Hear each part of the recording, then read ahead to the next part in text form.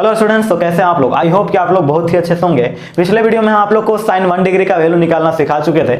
आज हम आप लोग को सिखाने वाले हैं tan 1 डिग्री का वैल्यू कैसे निकाला जाता है। अगर आप लोग वो वीडियो नहीं देखे होंगे तो आप लोग को इसी वीडियो के डिस्क्रिप्शन बॉक्स में लिंक उसका मिल जाएगा, वहां से आप लोग जाकर के देख सकते हैं उस वीडियो को। ठीक है, चलिए आज हम लोग सीखेंगे tan 1 डिग्री को कैसे सॉल्व किया जाता है, इसका अप्रोक्सीमेट वैल्यू क्या होता है। तो चलिए देखिए, आप लोग समझिएगा इसका कंसेप्ट क्या है वो आप लोग सबसे पहले समझिए। देखिए यहाँ पे अप्रोक्सीमेशन का हम लोग कंसेप्ट लगाएंगे। सबसे पहले आप लोग को इस तरीके का जब सवाल हो तो हमेशा एक फंक्शन बना देना चाहिए। ठीक है, जो tan 1 डिग्री है ना, इसको हम लोग क्या करेंगे, 1 डिग्री हम नहीं लिख करके वो हम x लिखेंगे। ठीक है, ताकि इसका हम डेरिवेटिव कर सकें। अब इसका हम लोग क्या करेंगे, इसको हम लोग डिफरेंशिएट करेंगे। तो देखिए यहाँ पे डिफरेंशिएट करेंगे तो क्या हो जाएगा, sec स्क्वायर x हो जाएगा। ठीक है, अब यहाँ के बाद आप लोग देखिएगा और समझिएगा। यहाँ पे आप लोग यहाँ तक दो स्टेप सभी सवाल में आपको कर देना है। अगर sin 1 डिग्री भी रहेगा तो भी आपको sin x मानना है, फिर उसका डिफरेंशिएशन करना है। ठीक है यहाँ तक। अब यहाँ के बाद देखिएगा आपको क्या करना है, x प्लस आपको डेल x लिखना है और बराबर में यहाँ पे क्या करना है, 1 डिग्री लिख देना है। जो आपका यहाँ पे है ना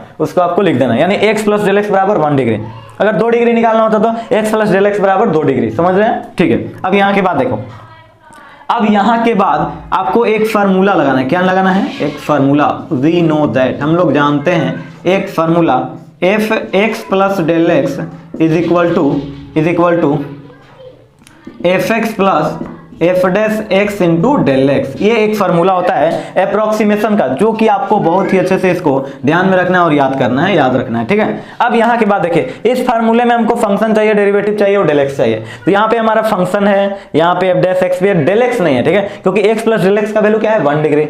अब देखो यहाँ से हम एक एक्स का वैल्यू और डेल एक्स का वैल्यू हम कैसे निकालते हैं, देखिएगा यहाँ पे समझिएगा। यहाँ पे आपको ये काम करना है कि x का वैल्यू वो यहाँ पे मानना है, यहाँ पे x का वैल्यू वो वाला लेना है जिसका हम लोग यहाँ पे वैल्यू रखने पे उसका वैल्यू हम लोग जानते हो। फिर से सुनिएगा, x का वैल्यू वो वाला हमको लेना है जिसका हम लोग इसमें रखने पे, फंक्शन में रखने पे जिसका वैल्यू हम लोग जानते हो। ठीक है, यानी कि x का वैल्यू हम लोग 1 डिग्री के कौन सा ऐसा वैल्यू करीब है जो हम लोग इसका वैल्यू इजीली जानते हो। तो आप लोग जानते होंगे कि 1 डिग्री के जो करीब में वैल्यू आता है वो 0 डिग्री आता है। ठीक है, और 0 डिग्री का वैल्यू हम लोग अच्छे से tan में जानते हैं, क्योंकि tan 0 का वैल्यू 0 होता है। तो x बराबर क्या मानेंगे हम लोग, x बराबर हम लोग 0 डिग्री मान लेंगे। तो डेल x तो आपका अपने आप निकल जाएगा, है ना। तो डेल x आपका क्या हो जाएगा, डेल x 1 डिग्री हो जाएगा।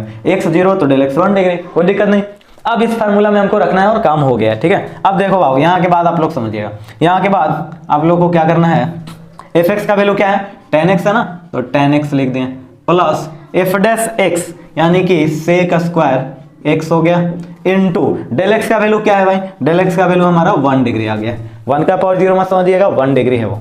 अब यहाँ के बाद देखो बाबू, यहाँ पे tan x का वैल्यू क्या है भाई, x का वैल्यू 0 है तो 0 रख दिए, plus sec square 0 degree into 1 degree. 1 degree को हम रेडियन में चेंज करते हैं। ठीक है, तो देखिए क्या होगा, हम लोग जानते हैं कि 1 डिग्री 180 डिग्री बराबर होता है पाई रेडियन, आपको पता होगा। तो 1 डिग्री बराबर क्या हो जाएगा भाई, तो पाई बाई 180 रेडियन हो जाएगा। समझ में आता है ना, ये बात तो आपको पता होगा। अब यहाँ के बाद वही ला काम करेंगे कि 1 डिग्री की जगह पे हम लोग पाई बाई 180 को बैठा देंगे। कोई लफड़ा नहीं, बिल्कुल नहीं। आप देखते रहिए, बड़ा आसानी से समझ में आएगा। अब tan 0 का वैल्यू क्या होता है बाबू, तो tan 0 का वैल्यू 0, sec 0 का वैल्यू 1, तो 1 का स्क्वायर 1 ही आ जाएगा, 1 का स्क्वायर लिख देते हैं। पाई का वैल्यू आप लोग जानते होंगे कि 3.14 होता है, ये तो आपको पता ही होगा। अब यहाँ पे क्या देगा, 180 नीचे होगा। अब यहाँ के बाद 1 का स्क्वायर 1 और 3.14 अपॉन 180 हो जाएगा। अगर इसको आप लोग भाग लगाते हैं तो आपका जो लगभग वैल्यू आएगा 0.017 आएगा, और भी आगे वैल्यू जाएगा। तो यही आपका लगभग अप्रोक्सीमेट वैल्यू आता है। तो इस तरीके से हम लोग इसका वैल्यू निकालते हैं। तो अगर आपको हम लास्ट में एक डायरेक्ट तरीका बताना चाहें तो आप लोग समझ सकते हैं। अगर 2 डिग्री का वैल्यू निकालना होता तो हम लोग क्या करते हैं, सेम यही प्रोसेस करते हैं।